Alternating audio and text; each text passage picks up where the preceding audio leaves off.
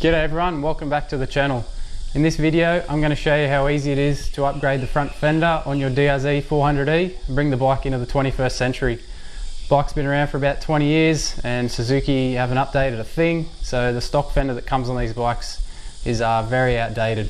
So I'm going to rip this one off, give you a closer look at it, show you the bits and pieces that you have to do to make this work properly, and yeah, make the bike look a lot better as well. So we'll jump right into it. I'll get this one off, show you how easy it is.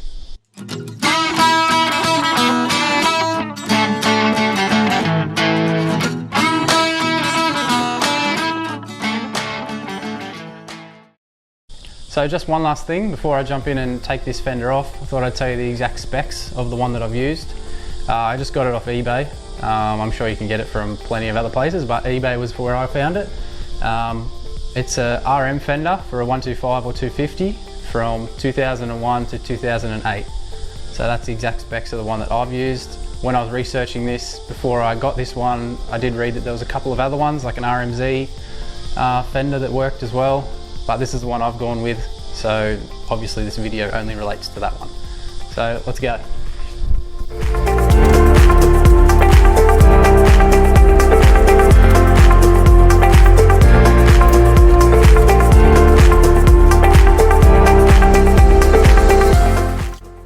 So front fender's off, bike looks a bit odd, but closer look at the fender. As I said, RM fender for a 125 or 250 from 2001 to 2008. Looks way better than the stock one for the DRZ. But there's your 4 mount holes. They mount up perfectly, don't need to re-drill them at all. Only hole you need to drill is this small one, and the reason is for your speedo. Get your speedo right there. And this little clip, got to bolt that back in onto the fender, so stops this from flopping around and possibly getting caught on something. But other than that, nothing to do to the fender. So off the original fender, you obviously have these little inserts, so you got 4 of them. You keep all them and they just slot straight back in to these 4 holes, like so. And then obviously you got your other 4 bolts that you got to keep with the washers and your reflectors, if you want them, I suppose. If you're going to be riding on the road, then you need to have them on, but if you're just going enduro or in the paddock, in the bush, probably don't need them. So there's one other thing you need to add to all this stuff, or sorry, 2 other things. You need 2 washers. I haven't measured these exactly, but they're roughly 2 mil thick, and the reason you have them is for when you mount this up.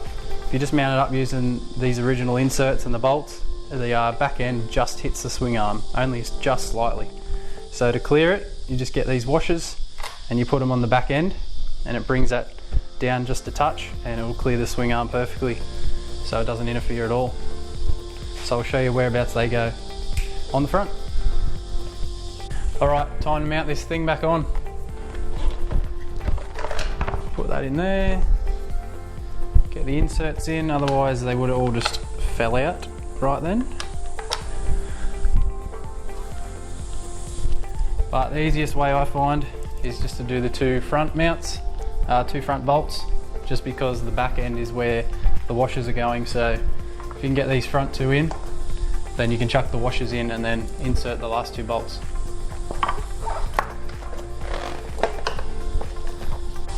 Just get them in there, finger tight. No point tightening up these front 2 before you get the other 2 in there. So that's just sitting there.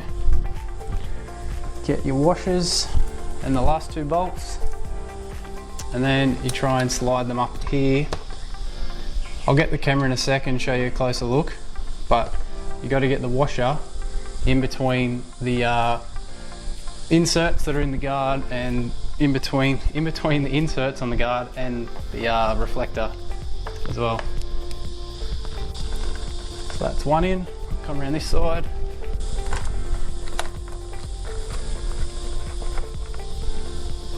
That's in there, finger tight.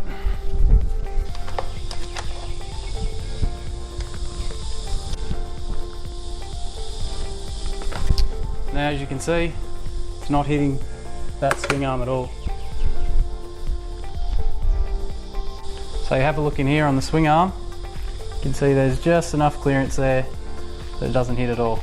Without the washers, it just touches.